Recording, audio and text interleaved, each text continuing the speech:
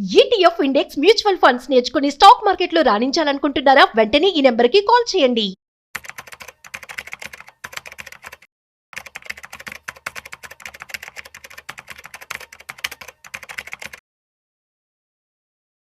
నమస్తే, welcome to Suman TV. నేను విష్ణు. ప్రస్తుతంతో పాటు ప్రముఖ స్టాక్ మార్కెట్ అనలిస్ట్ రామచంద్రమూర్తి గారు ఉన్నారు. సార్తో మాట్లాడదాం.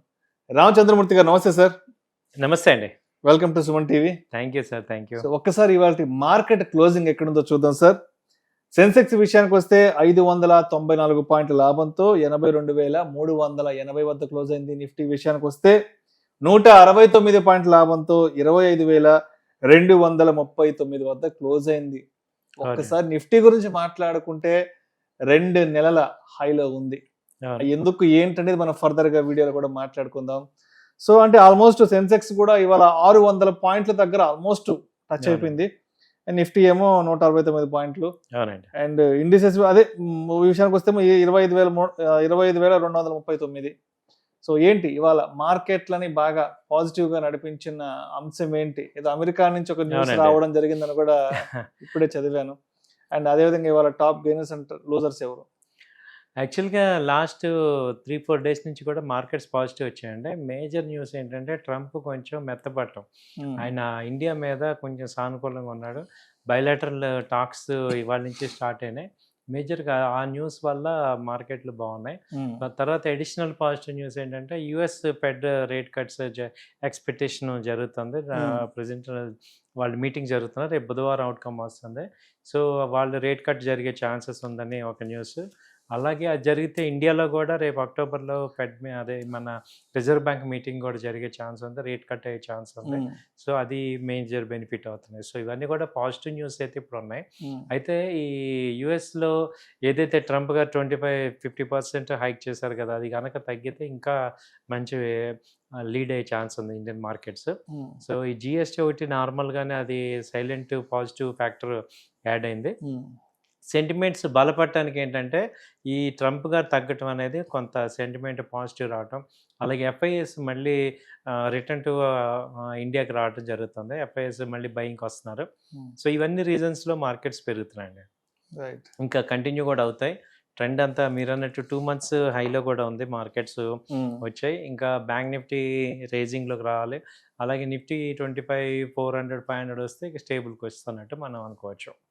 సో ఇప్పుడైతే మన ట్రెండ్ అయితే స్టేబుల్గా గ్రో అయితే కనపడుతుంది. సో మరి ఇవాళ మార్కెట్లో టాప్ గెయినర్స్గా ఎవరు ఉన్నారు అండ్ లూజర్స్గా ఎవరు మిగిలిన? టాప్ గెయినర్స్ తీసుకుంటే నిఫ్టీ 50లో ఎల్ఎన్టీ ఒకటి బాగా రైజ్ అయింది.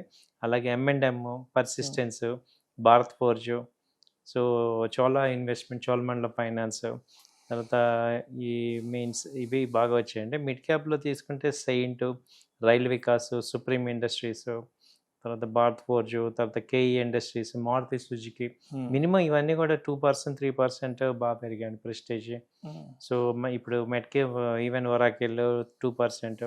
So major companies all top 100 companies అన్నీ 2% మినిమం పెరిగాయి. లూజర్స్ తీసుకుంటే చాలా తక్కువ లూజర్స్ ఉన్నారండి. ఈ గోద్రేజ్ కన్జ్యూమర్స్ ఒక 2% ఫాలో అయింది. తర్వాత వరుణ్ బెవరేజెస్ అది ఒక 2%, ఆర్బిఎల్ బ్యాంక్ 1.5, ఎంసీఎక్స్ కొంచెం పడుతుంది. ఎంసీఎక్స్ అయితే ఫాలో అవుతుంది 1.5% అలా. బిఎస్సి కూడా 1.5% ఫాలో అయింది. సో ఇవి మేజర్. లూజర్స్ అయితే తక్కువే ఉన్నారు సార్, గెయినర్స్ ఎక్కువ ఉన్నారు. సో ఎందుకంటే ఇప్పుడు బాగా మార్కెట్కి అయితే పాజిటివ్ ట్రెండ్ కనపడుతుంది. సో సెక్టర్స్లో చూసుకుంటే ఏ సెక్టర్స్ బాగా గ్రో అవుతున్నాయని చూస్తే ఇప్పుడు ఆటోమొబైల్ సెక్టర్ బాగా గ్రో అవుతుంది. తర్వాత ఈ ఐటీ సెక్టర్స్ కూడా బాటమ్ నుంచి వస్తున్నాయి. సో బ్యాంకింగ్ కూడా ఇప్పుడు ఇవాళ బాగా బ్యాంకింగ్ రేజ్ అవుతుంది. Main Kotak bank, axis bank, ICICI ఇవి బాగా అవుతున్నాయి. అలాగే మిడ్ క్యాప్ బ్యాంక్స్ కూడా, పిఎస్యూ బ్యాంక్స్ కూడా మంచి గ్రోత్లో ఉన్నాయి. తర్వాత ఇప్పుడు రియల్ ఎస్టేట్ యాడ్ అవుతుంది. మొన్న లాస్ట్ 3 days నుంచి కూడా ప్రెస్టేజ్, తర్వాత గోద్రేజ్ ప్రాపర్టీస్, సో లోదా, ఇవన్నీ కూడా రియల్ ఎస్టేట్ కూడా అవుతున్నాయి.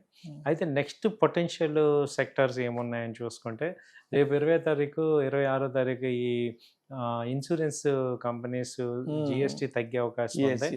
కాబట్టి వాటికి మంచి బెనిఫిట్ అయ్యే అవకాశం ఉంది. కాబట్టి ఇన్సూరెన్స్ కంపెనీస్లో ఐసిఐసిఐ ప్రో లైఫ్, అలాగే HDFC life insurance, SBI life, so వీటన్నిటి మీద ఒక లుక్ వేయచ్చు. సో కొంత ఇన్వెస్ట్ చేసుకుంటే వాటిలో గ్రో అయ్యే ఛాన్సెస్ కనపడతాయి. సో ఓవరాల్గా ట్రెండ్ అంతా కూడా పాజిటివ్ ఉంది. చాలా ఇంకా పెరగాల్సిన చాలా ఉంది. సో ఇప్పుడే ఓన్లీ 10%, 15% బాటమ్ నుంచి పెరుగుతున్నాయి. ఈవెన్ ఫార్మా కూడా మంచి ర్యాలీ రావాలి. దివీస్ బాగా పెరిగే ఛాన్స్ ఉంది. దివీస్ కానీ, తర్వాత సన్ ఫార్మా ఒకటి, సిప్లా ఒకటి, ఇవన్నీ కూడా పొటెన్షియల్ ఎక్స్పెక్ట్ చేస్తున్నాం. సో ఛాన్స్ ఉంది. సో ఇప్పుడు అంటే మార్కెట్స్ ఇంకా అంటే మాక్సిమం ఎంతవరకు సపోర్ట్ అండ్ రెసిస్టెన్స్ లెవెల్ తీసుకునే అవకాశం ఉంది అంటారు? మార్కెట్స్ అయితే నిఫ్టీకి అయితే 25,500 మేజర్ సపోర్ట్ ఉందండి. ఓకే. సో ఈ వీక్ అలా మేజర్ సపోర్ట్ ఉంది. అలాగే రెసిస్టెన్స్ 25,000 మేజర్ రెసిస్టెన్స్.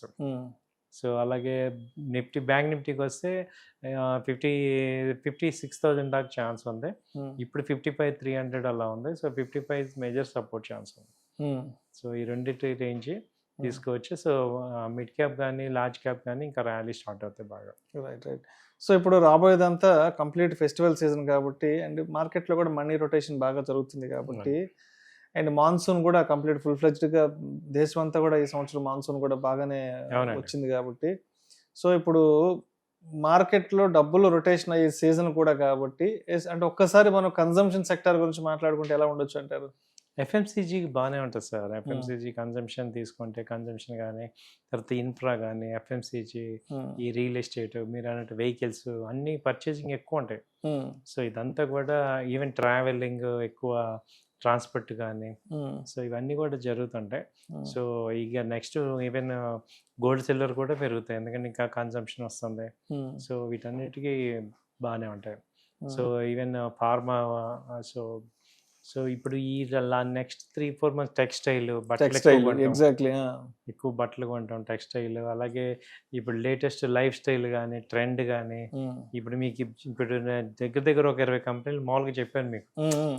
సో ఇవన్నీ మీరు అబ్జర్వ్ చేస్తే ఈ కంపెనీస్ లో రెగ్యులర్ గా ఇప్పుడు గ్రో అయ్యే కంపెనీస్ అన్నమాట, ఛాన్సెస్ ఉన్నాయి బాగా. సో వీటిని అబ్జర్వ్ చేసి వీటిలో ఇన్వెస్ట్ చేసుకుంటే లాస్ట్ 2 months కొంచెం మార్కెట్స్ బాగా డౌన్ అయినాయి, అదంతా ఇక్కడ కవర్ చేసుకోవచ్చు. రైట్.